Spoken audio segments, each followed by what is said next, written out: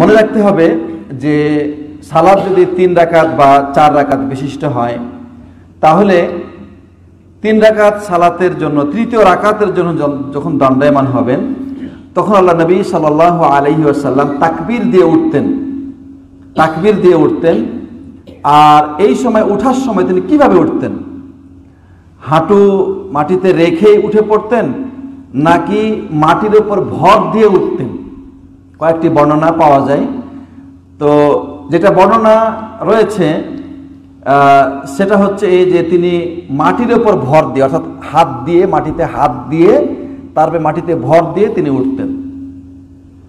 আর কোনো এক বর্ণনায় আছে এরকম যে তিনি যেমন ওই বলে মেয়েরা আটা সানে না, আটা তৈরি করে, তখন এরকম করে না, 2 হাত দিয়ে এইভাবে আটাটাকে যে তৈরি করে, তো এইভাবে রাসূল সাল্লাল্লাহু আলাইহি ওয়াসাল্লাম কখনো মুষ্টি বন্ধ করে হাত দুটি মাটিতে রেখে তারপর এভাবে উঠতেন। ঠিক আছে? তো উভয় অবস্থায় আপনি তৃতীয় রাকাতের জন্য উঠতে পারেন, কোনো অসুবিধা নেই। এরপরে এখানে একটি সুন্নাত রয়েছে, যখন তৃতীয় রাকাতের জন্য আপনি দণ্ডায়মান হবেন, তখন রফুল ইয়াদাইন করা আরেকটি সুন্নাত। কানা সাল্লাল্লাহু আলাইহি ওয়াসাল্লাম ইয়ারফাউ ইয়াদাইহি মা হাযা তাকবীর আহইয়ানান, তিনি কখনো কখনো হাত উত্তোলন করতেন এই তাকবীর বলার সময়, অর্থাৎ তৃতীয় রাকাতের জন্য যখন তিনি তাকবীর দিয়ে উঠতেন তখন তিনি হাত উত্তোলন করতেন। সুতরাং হাত উত্তোলন করা এটা এখানে আরেকটি সুন্নাত আমরা পেলাম। আর হাত উত্তোলন করার জন্য যে সুন্নাতগুলো আমরা ইতিপূর্বে আলোচনা করেছি তা কি ছিল? 1 নম্বর ছিল কি? তাকবীরে তাহরিমার সময়। 2 নম্বর ছিল যখন আমরা রুকুতে যখন যাব তখন হাত উত্তোলন করা, এইভাবে হাত উত্তোলন করা একটি সুন্নাত। যখন আমরা রুকু থেকে উঠে সামি আল্লাহু লিমান হামিদাহু বলবো তখন এটা আরেকটি সুন্নাত। তাহলে 3টা স্থান হলো। আর চতুর্থ হলো যখন 2 রাকাত শেষ করে যখন তৃতীয় রাকাতের জন্য উঠবো তখন এভাবে হাত উত্তোলন করা, এটা আরেকটি সুন্নাত। এখন যখন দাঁড়িয়ে গেলাম তখন হাত বেঁধে আমরা এখন কি করব? আমাদের এখন কেরাত করতে হবে। তো কানা সাল্লাল্লাহু আলাইহি ওয়াসাল্লাম ইয়াকরাউ ফি কুল্লি রাকাত বিল ফাতিহা, আল্লাহ নবী সাল্লাল্লাহু আলাইহি ওয়াসাল্লাম প্রত্যেক রাকাতে ফাতিহা পড়তেন। অতএব ফাতিহা অবশ্যই পড়তে হবে। আর ফাতিহার পরে অন্য কিছু পড়া যাবে কিনা, বিশেষ করে যোহরের সালাতে এরকম প্রমাণ আছে আবু দাউদের হাদিসে জাবের রাদিয়াল্লাহু তাআলা আনহু থেকে যে আল্লাহ নবী সাল্লাল্লাহু আলাইহি ওয়াসাল্লাম যোহরের সালাতে ফাতিহার পরে আরো কিছু আয়াত সংযোগ করতেন। সুতরাং ফাতিহার পরেও যদি কোনো মানুষ সূরা ফাতিহার সাথে অন্য সূরা মিলায় বা অন্য কিছু আয়াত পাঠ করে, তার জন্য এই অনুমতি আছে, ইনশাআল্লাহ কোনো অসুবিধা নাই। তো এইভাবে তৃতীয় রাকাত এবং চতুর্থ রাকাত শুধু সূরা ফাতিহা দিয়ে পড়বে। ফাতিহার সাথে যদি অন্য সূরা মিলাই তাহলেও কোনো অসুবিধা নাই, এটা আমরা জানতে পারলাম।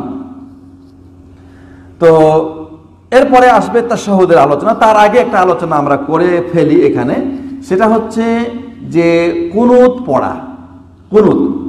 কুনুতটা 2 ভাগে বিভক্ত, একটা হচ্ছে কুনুতে নাজেলা আর একটা হচ্ছে বিতরের কুনুত।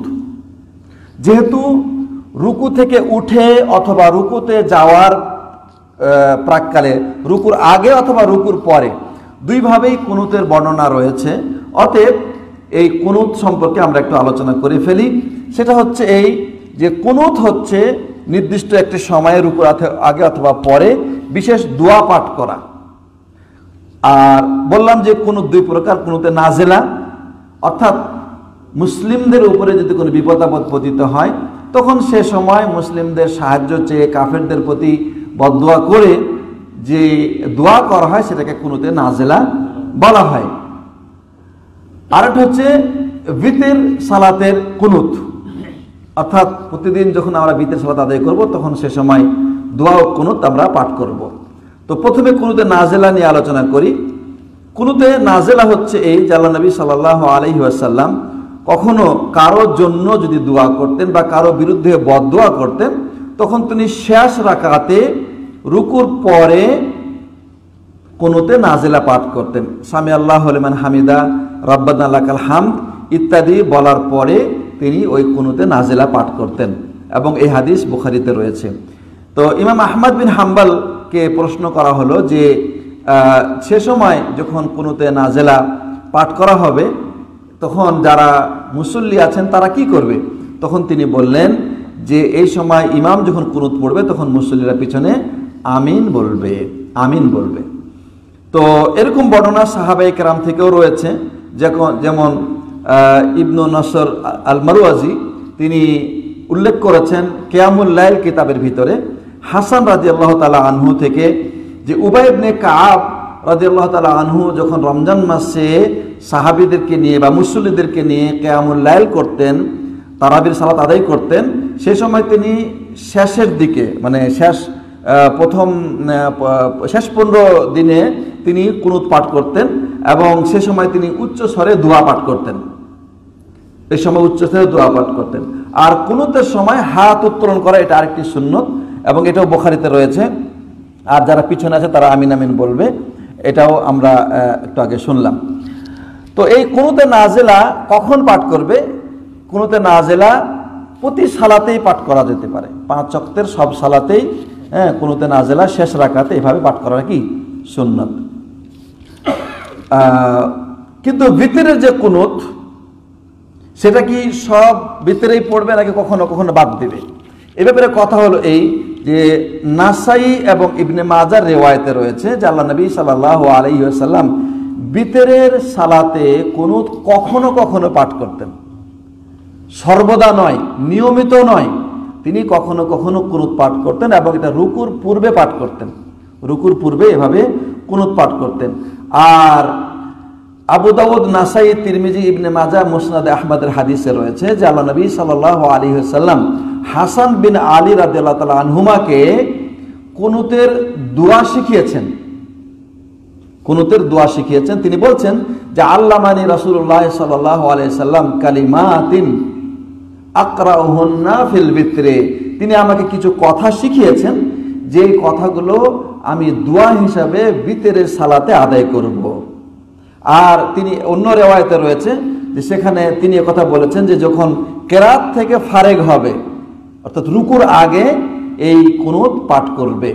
আর সেটা হচ্ছে এই আল্লাহুম্মা হাদিনি ফিমান হাদাইত ওয়া আফিনি ফিমান আফাইত ওয়া তাওয়াল্লানি ফিমান তাওয়াল্লাইত ওয়া বারিক লি ফিমা আতাইত ওয়া কিনি ওয়াসরিফ আন্নি শাররা মা কাদাইত ফা ইন্নাকা তাকদি ওয়া লা ইউকদা আলাইক ওয়া ইন্নাহু লা ইয়াযিল্লু মান ওয়ালাইত ওয়া লা ইয়া'ইজ্জু মান আদাইত তাবারাকতা রাব্বানা ওয়া তাআলাইত ওয়া নাস্তাগফিরুকা আল্লাহুম্মা ওয়া নাতুবু ইলাইক। এই কুনুত এটা যে বর্ণনা দিলাম বিভিন্ন রেফারেন্সে এখানে এভাবে বর্ণিত হয়েছে। সুতরাং কুনুতের ভিতরের কুনুতে এই দোয়া পাঠ করা যেতে পারে, এছাড়া আরও দোয়া পাঠ করা যেতে পারে। যেহেতু আল্লাহ নবী সাল্লাল্লাহু আলাইহি সাল্লাম কুনুতে নাজেলার ক্ষেত্রে বিভিন্ন রকমের দোয়া পড়েছেন, অতএব ভিতরের কুনুতেও এইভাবে যে কোনো দোয়া এটা পড়ার পরে যে কোনো দোয়া পাঠ করা যেতে পারে। যেমন আমাদের সমাজে একটি দোয়া প্রচলিত আছে, কি যেন দোয়া? আল্লাহুম্মা ইন্নী নাস্তাঈনুকা ওয়া নাস্তাগফিরুকা, আল্লাহুম্মা ইন্না নাস্তাঈনুকা ওয়া নাস্তাগফিরুকা ওয়া নাতুবু ইলাইক, তাই না? এই যে দোয়াটি আমাদের সমাজে প্রচলিত আছে, এটাও সহিহ রিওয়ায়াত আবু দাউদের বর্ণনায় রয়েছে। সুতরাং কুনুত হিসাবে যদি কেউ পাঠ করে তবু এটা তার জন্য কি আছে, জায়েজ আছে, কোনো অসুবিধা নেই। কিন্তু কুনুত হিসাবে যেটা আল্লাহ নবী সাল্লাল্লাহু আলাইহি সাল্লাম তার নাতি হাসানকে শিখিয়েছেন ওই দোয়াটি পাঠ করাটা বেশি উত্তম হবে ইনশাআল্লাহ।